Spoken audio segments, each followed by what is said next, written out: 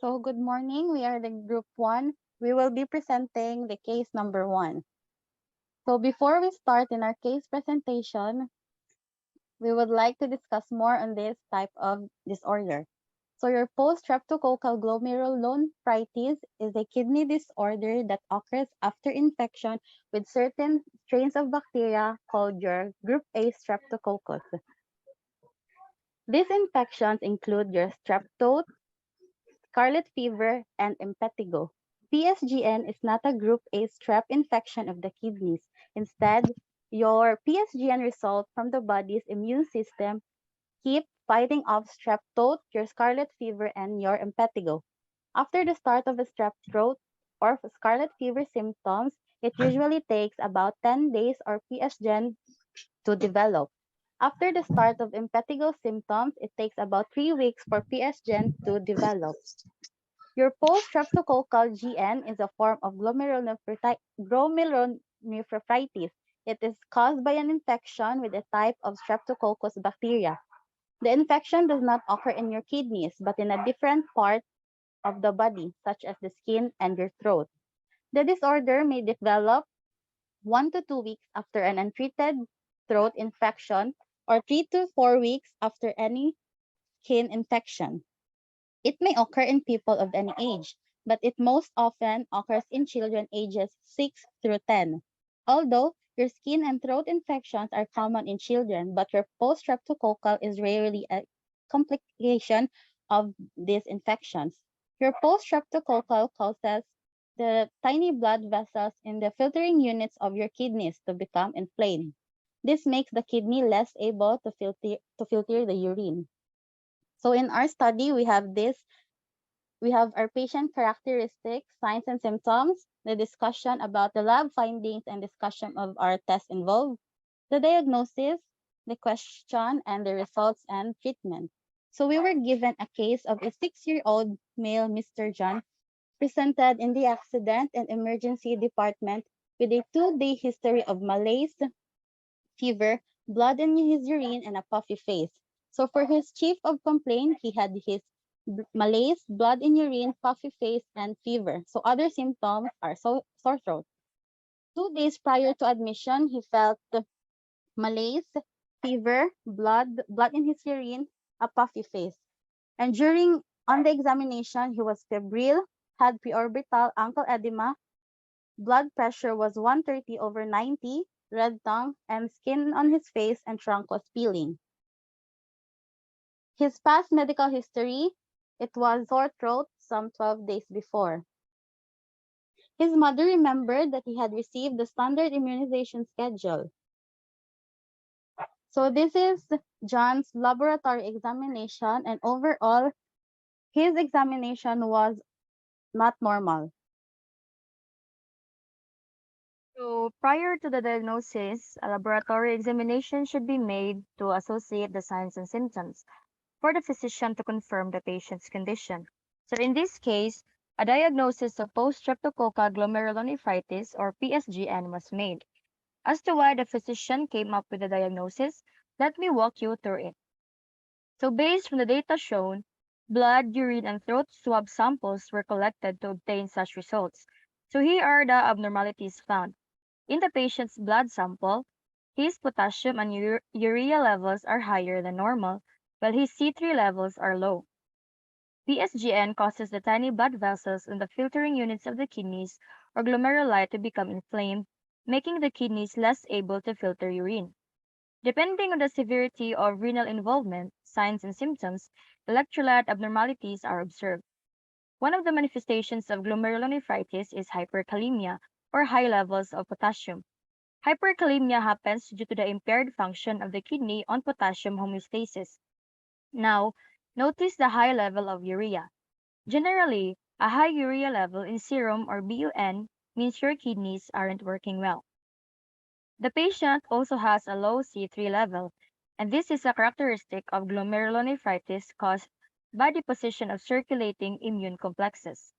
The kidney is important in the filtration of macromolecules in view of its large endothelial cell surface relative to its weight. Consequently, Accumulation of large molecules and immune complexes in the glomerulus may lead to injury and inflammation. So very low C3 and normal C4, just like the patient's result, is a characteristic of PSGN, thus contributing coherence to the diagnosis. So urinalysis was done on the patient. In his urine sample, hematuria is observed. In cases of glomerulonephritis, hematuria is a major sign. It is characterized by red, smoky, tea-colored, cola-colored, or rusty urine. Hematuria is the presence of dysmorphic RBCs in the urine, and it occurs due to the impaired function of the kidney to filter blood. In his clinical microscopy results, approximately 5 white cells, red cells, and granular casts are seen. Numbers of white cells seen in urine is an indication of infection. Presence of few red blood cells may not be clinically significant, but a high number of RBCs can be an indication of a kidney disease or a medical condition. Presence of granular cast itself is abnormal and a sign of glomerulonephritis. The patient also has proteinuria based on his 24-hour urine protein test. More than 2 grams of protein released in the urine is considered to be severe and is likely to be caused by a glomerular malfunction. The patient's creatinine clearance is also low. The normal range for creatinine clearance in males is 97 to 137 ml per minute. A low GFR or creatinine clearance demonstrates kidney disease. Another sign that supports the diagnosis is a positive result of Streptococcus pyogenes in his throat swab sample. A positive result confirms the presence of an organism. The patient also got positive results in his anti-streptococcal antibody test, namely the anti-streptolysin O titer test, anti-DNase B, and the anti-hyaluronidase test. Presence of these antibodies further confirms the presence of Streptococcus pyogenes, for the body only produces these antibodies when encountered with one. So next is we will discuss the test involved done in the patient. So to come up with the laboratory results we talked earlier, several tests were involved. With the 3 different samples used, blood, urine, and throat swab sample, let us first discuss the test done on the blood sample. Samples used in the preceding test were obtained by venipuncture, wherein blood is drawn in the vein from the patient's arm. So first is the CBC, or the complete blood count. This test measures several components and features of the blood, including RBCs, WBCs, hemoglobin, hematocrit, and platelets. This was how John's levels of hemoglobin, WBC, and platelet count was measured. Second is the albumin blood test. This is a test that checks your liver and kidney function. Albumin is protein in your blood plasma, and low or high levels of this is clinically significant. Third is the blood chemistry test. This test is done on a sample of blood to measure amounts of certain substances in the body. These substances include electrolytes such as sodium, potassium, chloride, fats, proteins, and enzymes. And this was how the patient's potassium level was measured and found abnormal. Fourth is the blood urea nitrogen test, a common blood test that reveals important information about how well the kidneys are working. It measures the amount of urea nitrogen that is in the blood. This was how the patient's level of urea was measured. And the last test done on the blood sample was the complement C3 and C4 test. This test measures the amount of C3 and C4 proteins in the blood. These proteins are part of the complement system, which is relevant in the immune system. High levels may indicate infection, low levels may indicate an autoimmune disease or kidney disease. Now let's proceed to the urine sample. A common urine test was done, a urinalysis. So during this urinalysis, a clean urine sample is collected into a specimen cup. It is then analyzed with a visual exam, a dipstick, and a microscopic exam. The presence of cells, casts, crystals, bacteria, and other chemicals in urine is detected and measured. This was how hematuria, the presence of WBCs, RBCs, and granular casts were measured in the patient's sample. Second is the creatinine clearance test. Creatinine clearance is a measure of how well the kidneys filter creatinine out of the bloodstream for excretion in urine. It is usually determined from measurement of creatinine in a 24-hour urine sample and from a serum sample taken during the same time period. The normal range for creatinine clearance in males is 97 to 137 ml per minute, and in females is 88 to 128 ml per minute. Lower or high levels may be a sign of poor kidney condition. Third is the 24-hour urine protein test. This measures the amount of protein released in urine over a 24-hour period. In this test, urine samples are collected in one or more containers over a period of 24 hours. The normal value is less than 100 milligrams per day or less than 10 milligrams per deciliter of urine. Higher than normal amounts of protein in the urine is called proteinuria, and this is often a sign of kidney damage and disease. Lastly, for the urine sample is the urine culture. It is a test to check for bacteria or other organisms in the urine sample. It can be used to check for a urinary tract infection in adults and children. Urine is normally sterile. However, in the process of sample collection, contamination from skin bacteria commonly happens. For that reason, up to 10,000 colonies of bacteria per ml are considered normal. So finally, let's proceed to the throat swab samples. So the presence of Streptococcus pyogenes was confirmed by a culture from a throat swab sample. A throat swab sample is done to detect the presence of organisms in the throat that could cause infection. For example, the presence of group A Streptococcus bacteria or the Streptococcus pyogenes. The procedure is initially done by collecting sample with the use of a tongue depressor.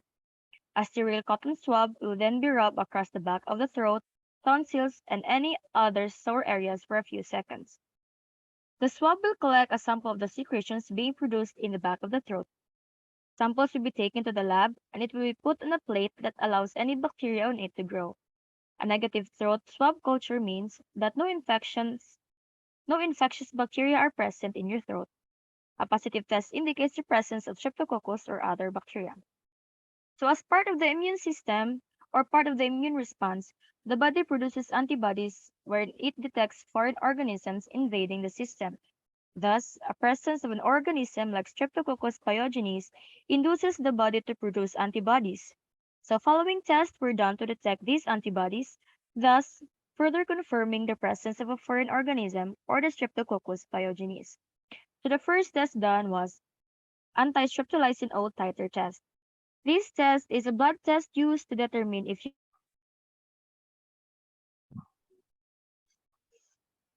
we apologize for the interruption, so let us continue. So the streptolysin O titer test is a blood test used to determine if you've had a recent infection caused by group A Streptococcus bacteria. It's not used to diagnose a current strep infection such as strep throat or sore throat that cause streptococcus. Instead, this test is mainly used if you have symptoms that may have been caused by a previous strep infection that went untreated. Bacteria called group A Streptococcus causes these common infections such as strep throat and skin infections. It produces streptolysin O, a toxic enzyme. So to fight this toxic enzyme, the immune system produces antibodies. So one of these antibodies is called the anti-streptolysin O. An anti-streptolysin O titer measures how much ASO is in your blood. About a week after one experience a strep infection, the ASO antibodies increase. Elevated levels of these antibodies mean that there is a recent strep infection, yielding a positive result. When a strep infection is left untreated, secondary complications may develop, such as glomerulonephritis. Next is the anti-DNase B antibody, one of the common antibodies in response to a strep infection. The anti-DNase B test measures the amount of this antibody in the blood. It's typically done with or following an anti-streptolysin or ASO test, which aims to determine a previous infection with group A streptococci. Elevated or rising antibody titers of these antibodies means that there is a recent strep infection, yielding a positive result. Finally is the anti-hyaluronidase test. Another antibody produced upon acquiring the infection is the anti-hyaluronidase. Group A streptococci produces an enzyme called hyaluronidase.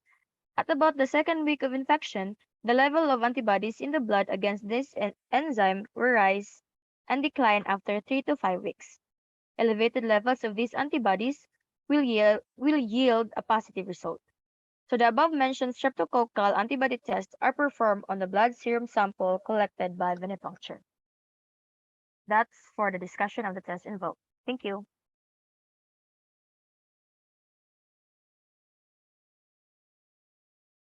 So for clinical hypothesis, John is a 6-year-old boy, a patient infected by a bacteria called Group A Streptococcus, shows signs and symptoms of the said bacteria based on the medical history report. After fighting off the infection, the patient developed post-streptococcal gloro- glomerulonephritis.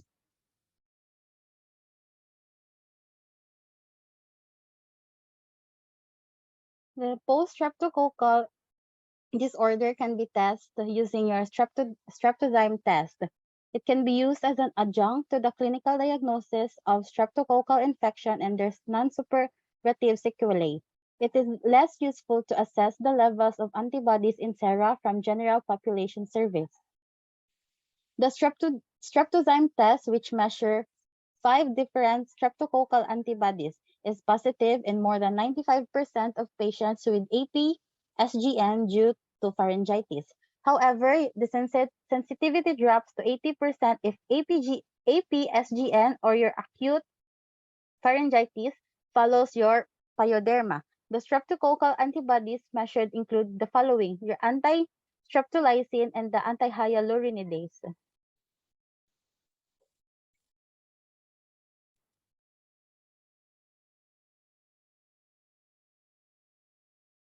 So next is the pathophysiology of the possible disease.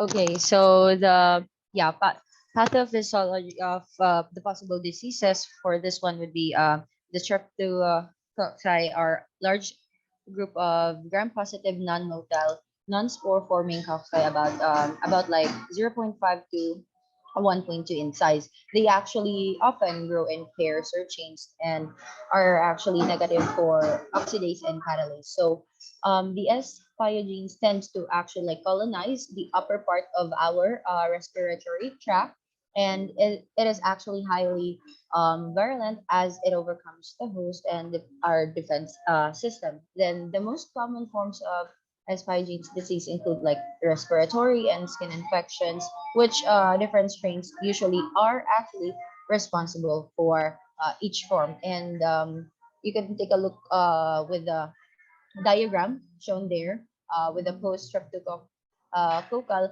glom- glomerulonephritis. Glomerulonephritis.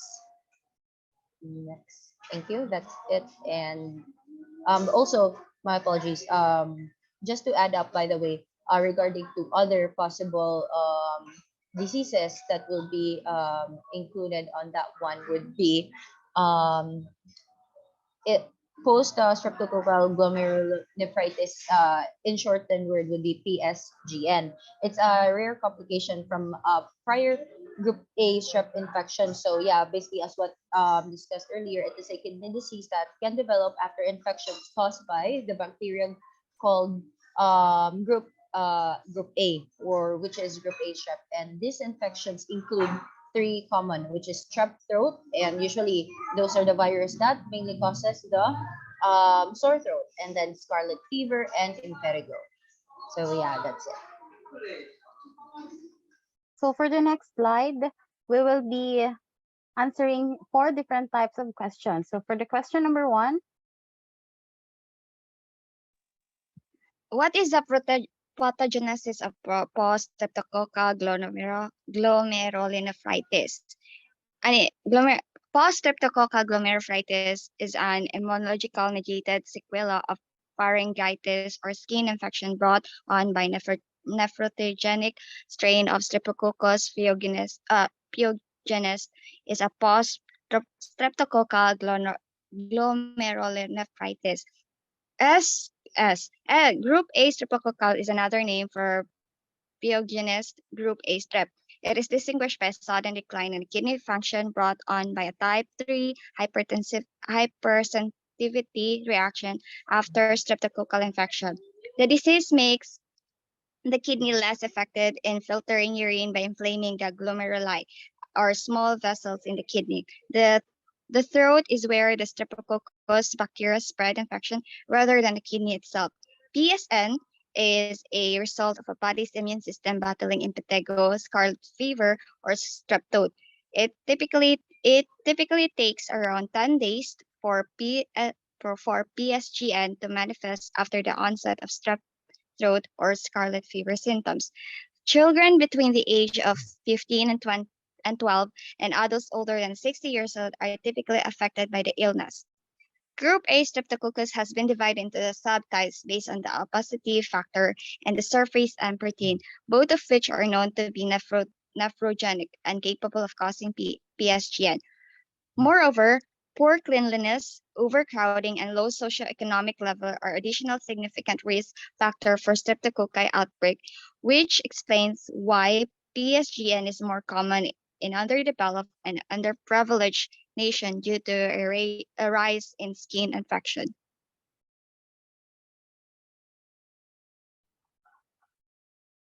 What is seen is a renal biopsy from this patient is stained with anti-GG and anti-C3 antibodies conjugated to fluorescein. Your immunofluorescence or the IF staining shows weak linear staining of your glomerular basement membranes for IgG.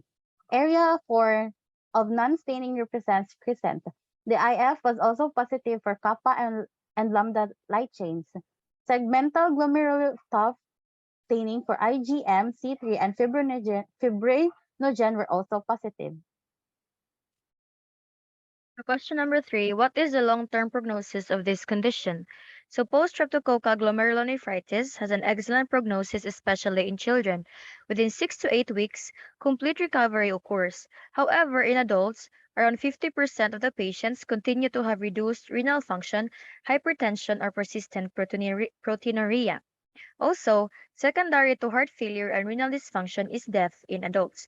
According to studies, some patients may continue to experience proteinuria, hypertension, and urine abnormalities over the long term.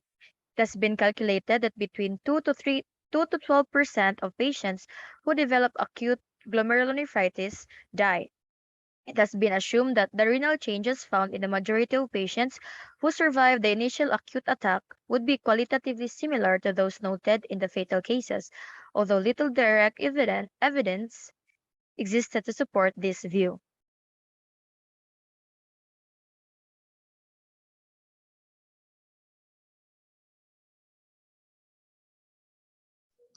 Okay, so for question number 4, do are all strains of group A streptococci equally pathogenic? So pathogenic means that if it in terms of infection. So basically, the genus of Streptococcus is actually comprises of a wide variety of both pathogenic and non-pathogenic gram-positive bacteria, which are actually found to inhabit a wide range of hosts, including humans and animals as well. Moreover, the genus Streptococcus is comprised of a wide variety of pathogenic and non-pathogenic gram-positive, or that one. And the group A Streptococci are extracellular bacterial pathogens, and which produces a variety of pyogenic infections involving the mucous membranes, our tonsils, our skin, and other deeper tissues. Including on this would be pharyngitis, commonly, yeah, pharyngitis, impetigo or pyoderma, and erysipelas and cellulitis, and necrotizing fasciitis, and toxic streptococcal syndrome or scarlet fever. To add up on that, the on the pathophysiology of that one, the cell wall of that one is very complex and chemically diverse. So the antigenic components of the cell are actually virulence factors. So in this case, the thus the bacteria escapes phagocytosis by neutrophils or macrophages, allowing it to colonize, and lipothiotic acid and M proteins located on the cell membrane traverse through the cell wall and project outside the capsule. And more, also to add up, the group A streptococcus is responsible for causing around 700 million cases of pharyngitis annually worldwide. So its gas might lead actually to a life-threatening condition. Yep, and that's it. So for overall, in our study, John was diagnosed with a post-streptococcal glomerulonephritis, and John was started on benzyl penicillin. His fluid retention was controlled by restriction of salt and water intake and giving him loop diuretics. Within a week, his blood pressure has already dropped to 105 over 70 millimeter per mercury, and there was no hematuria or proteinuria. Several weeks after presentation, his T3 level had returned to normal, and the follow-up, he was well and he had no signs of renal impairment. So in our group, we discussed about the treatment. The possible treatment for this kind of disease is that the treatment for the post-streptococcal focuses on managing hypertension and your edema. Additionally, patients should receive penicillin or no, not any antibiotics, but G-benzidine or your benzyl penicillin to eradicate the nephrogenic strain, and this will prevent spread of the strain to other people. So thank you. That was our presentation. So I am Cela Acedillo. I am ARANAS JOHANNINE. I am JESSAN Rose Aguilar. And yeah, this is BARAN Natasha Christine. So thank you for listening in our case presentation. Thank you so much.